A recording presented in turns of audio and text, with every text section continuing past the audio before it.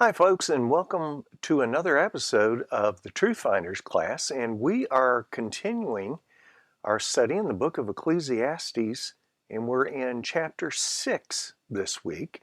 And just to give you a brief summary of last week's lesson, we talked about worshiping God, making promises or vows to God, and the injustice in high places, and that those folks that rule over us will be accountable to someone someday, and the properly using riches. Well, this week is somewhat of a short chapter, but it carries on the theme. The preacher will carry on the theme of his observations about vanity of riches in this chapter. Last week we talked about riches, had two different sections of that. Well, he'll continue, but in this week's lesson, it's the man's witnesses and God's divine providence and the sad situations and reflection of riches. So it's not a very long chapter, but it's a very deep chapter.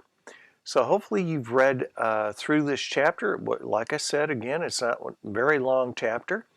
But if you have your Bibles, let's go ahead and open it now, and we'll go through these verses together. Well, verses 1 through 6 of the bullet points that we're creating this week is a sad situation where he describes a sad but very common situation. A man blessed with riches, wealth, and honor, so that he has all that he desires.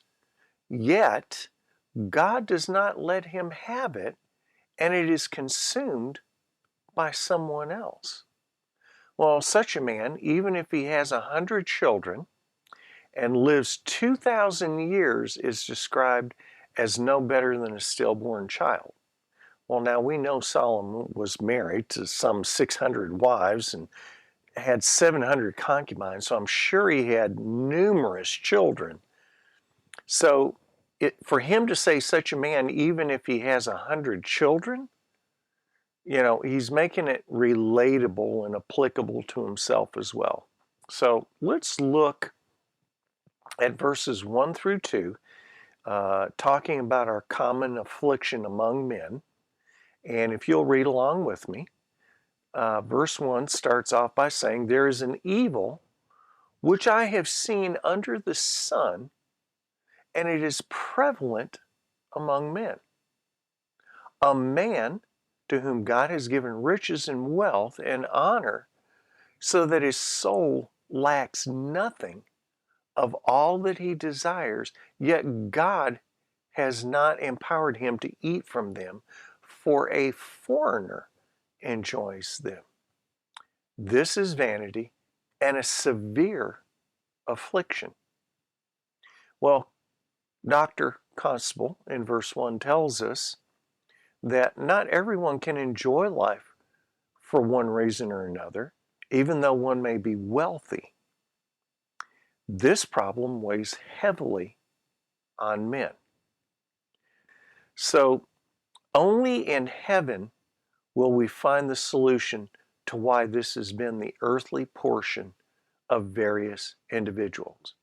Some of us are rich, some of us are middle status, some of us are poor, but God divides up his wealth that he gives you among his people according to his will, and not really the will of our own, but how he desires to divide up the wealth. So even with many children and a long life, verses 3 through 6 tells us in verse 3, if a man fathers 100 children and lives many years, however they may be, but his soul is not satisfied with good things, and does not even have a proper burial, then I say, better the miscarriage than he, for it comes in futility and goes into obscurity, and its name is covered in obscurity. It never sees the sun, and it never knows anything. It is better off than he. Verse 6, even if the other man lives 1,000 years twice and does not enjoy good things, do not all go to one place? Well, verses 3 through 5, just to give a summation of Dr. Constable's notes, he says a miscarried baby, shown in verse 3, is better off in that it has not experienced as much sorrow as the rich man who could not enjoy his wealth.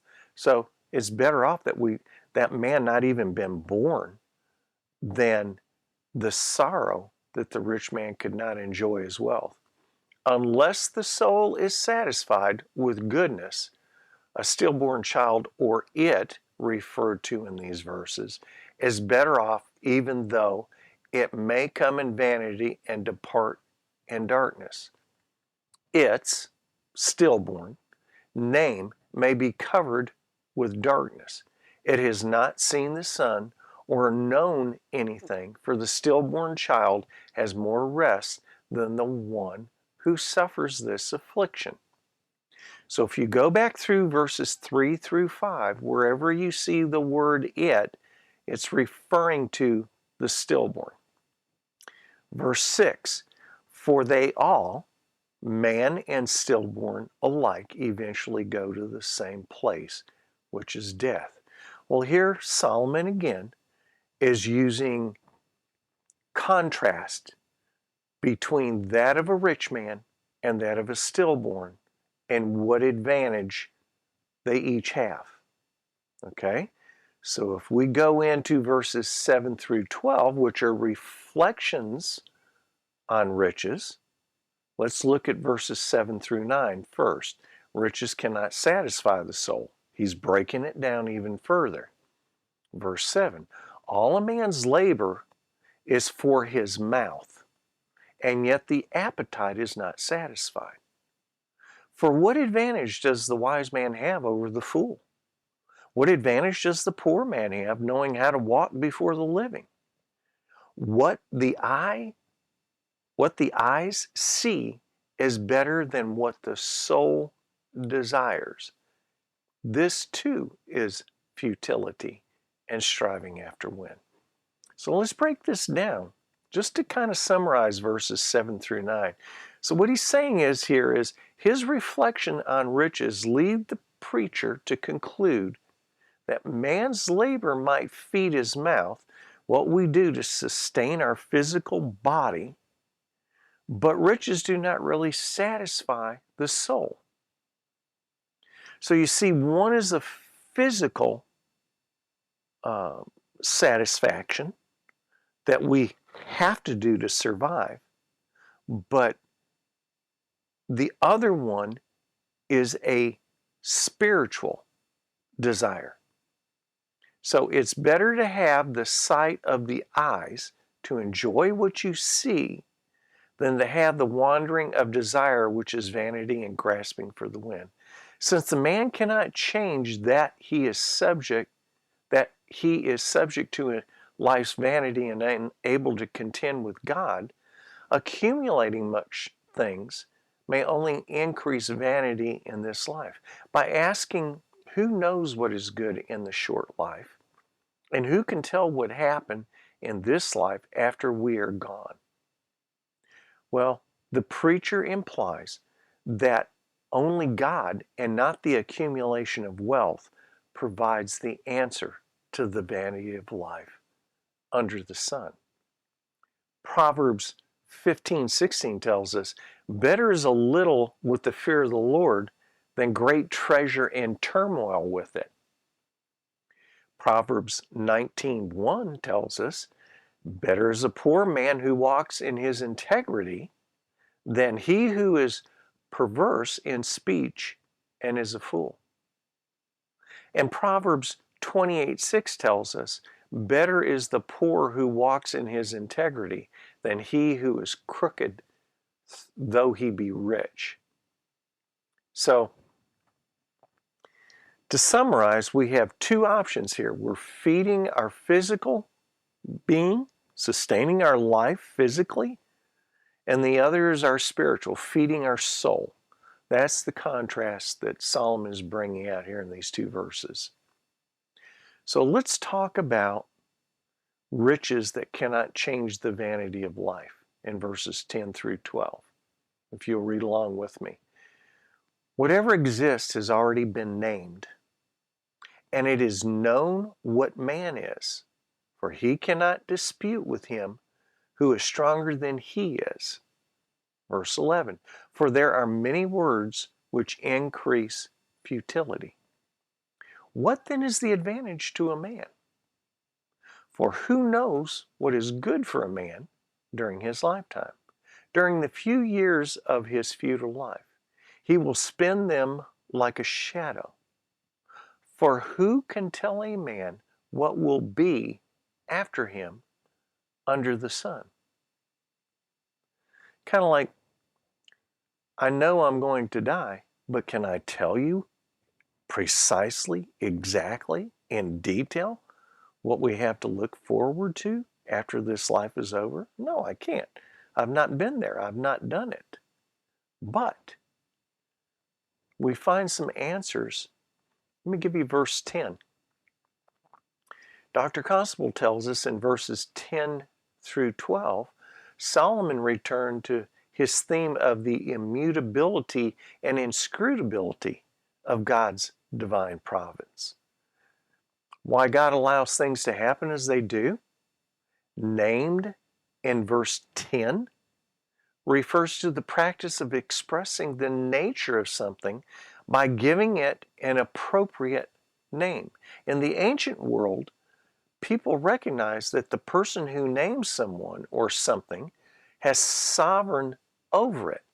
Thus, God called what he had created day, heaven, man, etc. And Adam named the woman, the animals, etc. So Solomon's point in verse 10 is that God has sovereignly decreed the nature and essence of everything that exists. Consequently, it is foolish for man to argue with God about what he has foreordained. Verse 11 tells us more arguing only results in more futility for man. I mean, we're arguing with God? I mean, come on. God knows. We're trying to reason something God has ordained. Verse 12, man does not know what is best for him or what his future holds completely. Solomon pointed out that we are ignorant of our place in God's all-inclusive plan. Even though we have more revelation of God's plans and purposes than Solomon did today, we still are very ignorant of these things. Man doesn't know with certainty what exactly comes after him, death, which is what I said earlier. But we are completely dependent on our faith and certainty of God's promise. Verse 12 is such a key verse, not just for Ecclesiastes, but really the way we should live our lives. This is not a verse that we need to just gloss over and look past. I want to read that verse again. For who knows what is good for a man during his lifetime? During the few years of his futile life, he will spend them like a shadow. And the key verse, the key words here in this verse, for who can tell a man what will be after him under the sun? Well, it's only God. Folks, it's only God. It's his sovereignty. So let me give you an overall summary of this chapter. Solomon's final word of counsel was to be content with what you have. Rich or poor, be content with what you have. This is the last of 9 times the phrase striving after wind occurs. It opened and now closes this section of the book, dealing with the ultimate futility of human achievement. Clues in the text indicate the value and purpose found in chapter 6, 10 through 11:6. The phrase or the phrases "do not know" and "cannot discover" occur frequently. Also, the reoccurrence of "it is good," chapter 7, verse 18, which we'll see next week, and "is better than," in future chapters that we'll read, help us realize that in this section, Solomon gave much practical advice on how to live. He did not let us forget that our understanding of God's ways in the present and in the future is partial. We don't see the entire picture. We don't see the whole picture of everything. So the conclusion is that we should fear God and seek to please Him. He's the one that has control and sovereignty over our life, not us. We have a false sense of security in ourselves.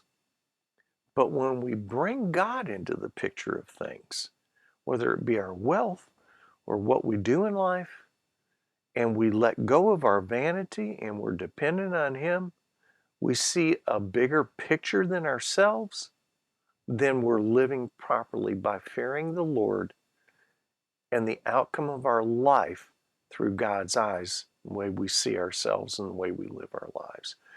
So, as promised, this was a short chapter, and there was a lot in it.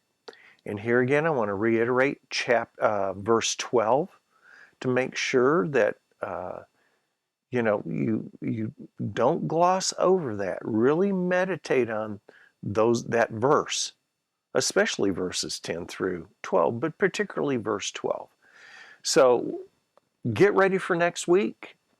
Read chapter 7 ahead of time. We'll meet again here next week. I pray God's blessings on you this next week as you go about your day and through the week. May you meditate on what we've learned up to this point. May it apply to your life, and if it does, that you instill it and you make it real, that you go out and do and practice what Solomon has taught us in these verses. It's for your good. It's not for mine or for Solomon's. He's dead and gone. But it's the passed down wisdom that we learn from him. So I pray God's blessing on you. I'll meet you back here next time on the Truth Finders class, and may God bless you richly.